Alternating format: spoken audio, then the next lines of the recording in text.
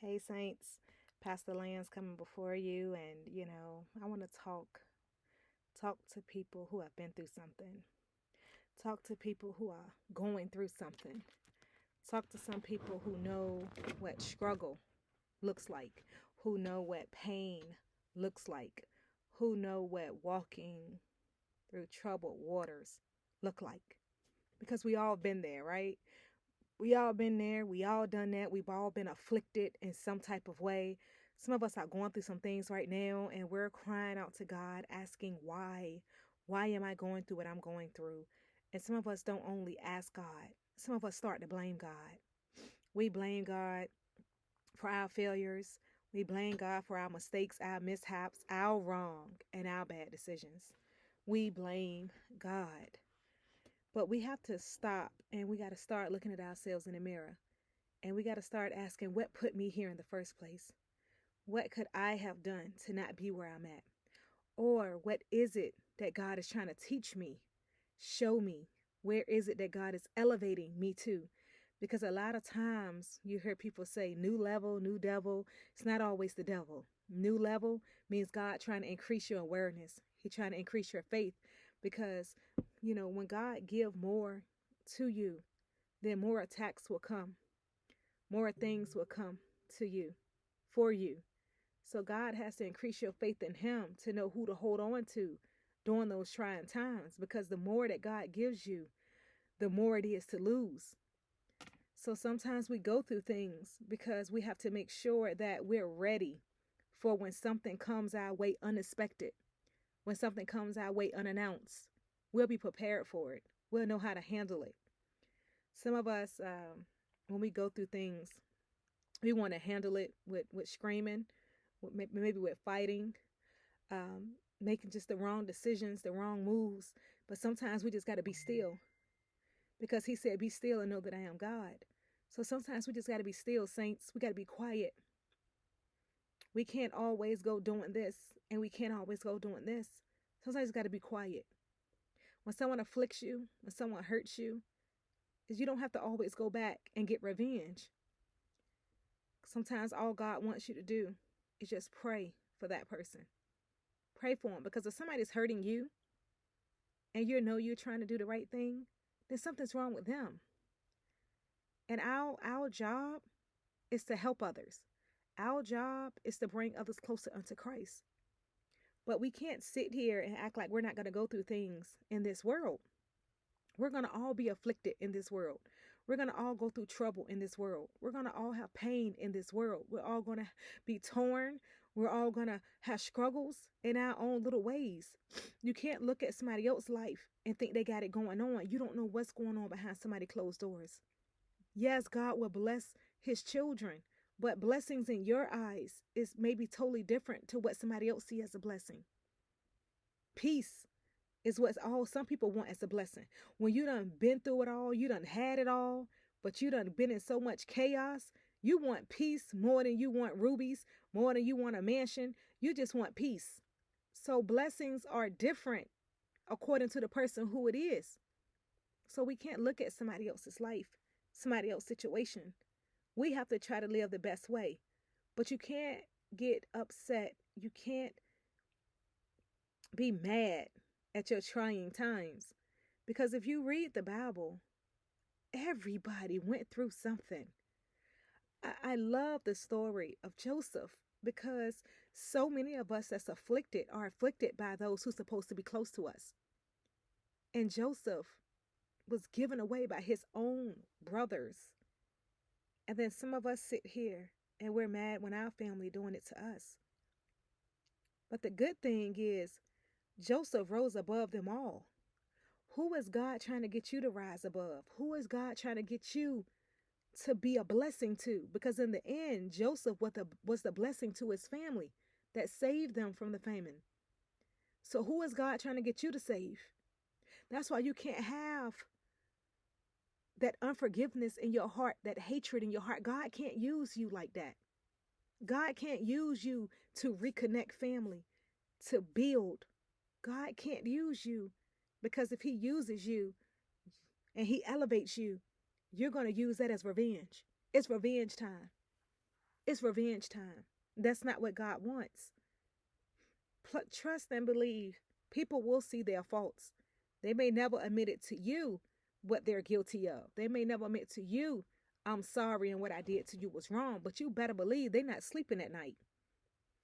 You are on their mind 24/7. So why do you need them on your mind too? That's why you have to let go and let God. You have to let go and let God.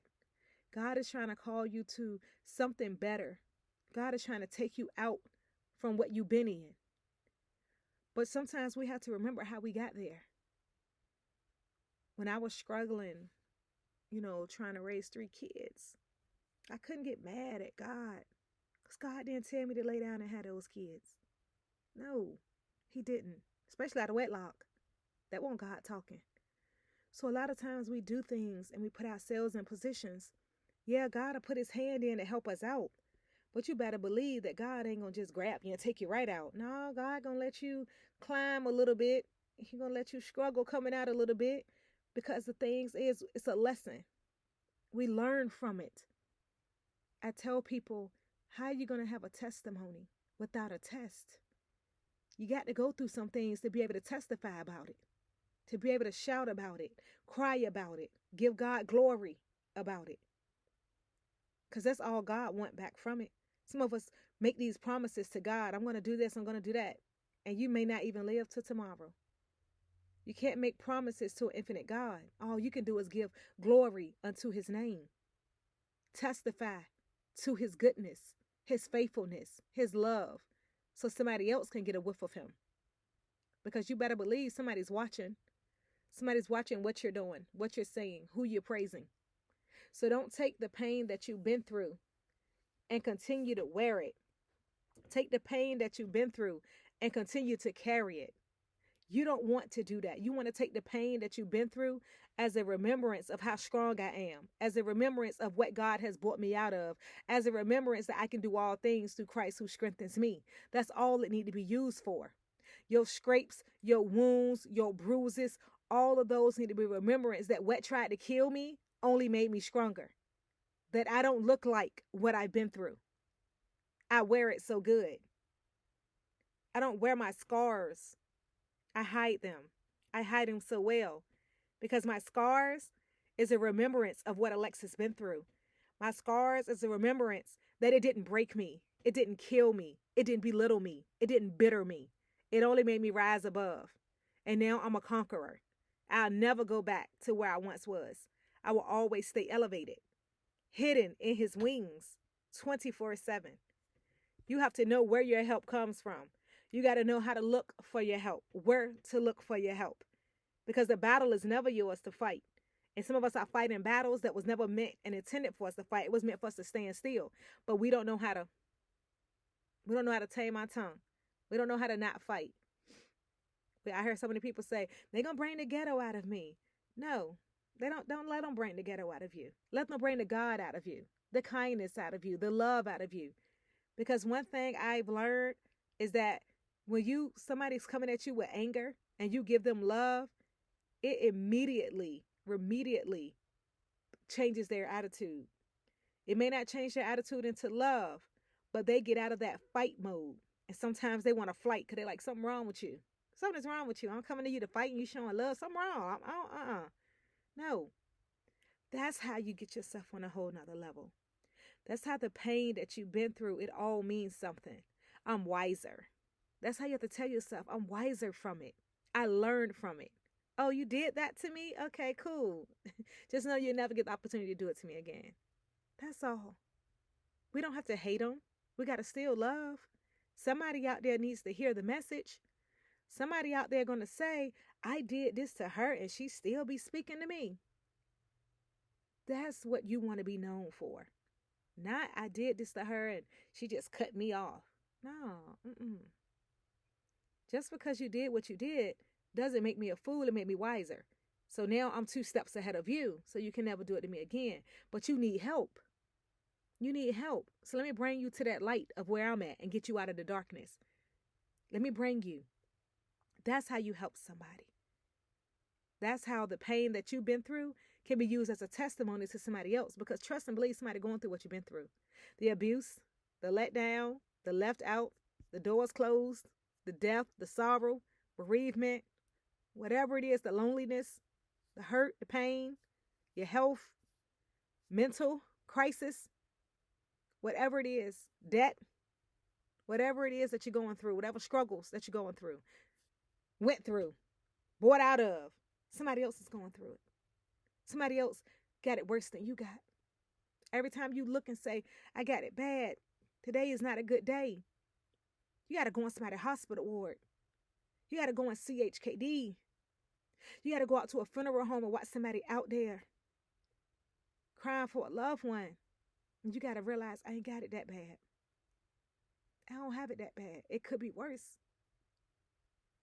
I may be out at the grave visiting somebody, but I ain't in the hospital too. I ain't in the hospital. I ain't losing my mind. I ain't in nobody's psych ward. I made it. You're making it every day. And that's why every morning you wake up, you got to wake up with joy in your heart. Every morning, no matter what yesterday looked like. I'm looking forward to the day. Lord, today was one of them days. But Father, I look forward to tomorrow. Wake me up in the land of the living. I got goals to accomplish. I got things to do. Oh, I'm so ready for tomorrow. That's why they say joy comes in the morning. But some of us dread tomorrow. Oh, I don't want to go to work. I don't want to. I don't want to. Got to be careful of your I don't want to. You got to be careful of your words because they're powerful. Your words are so powerful. Don't know why the Lord wanted me to come in here tonight. Didn't have no stories to tell, no nothing. He was just putting past in my life. Someone's past, someone's current state. And I just want to tell you, you're going to get through it. Hold on to God's unchanging hand. You know where your help comes from. You got past, you got scars, you got a past, you got stories to tell. Use it as a testimony. Don't let it go to waste. Don't let it all be for nothing. Uplift his name. Glorify our Father who art in heaven, because he deserves to be glorified no matter what it looks like. Because one thing about our God is, I'm going to tell you a secret.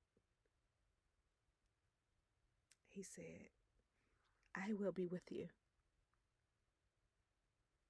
That's more powerful than anything else in that Bible to me, is that my God will be with me. Be blessed, saints, in a mighty way. Thanks for tuning in.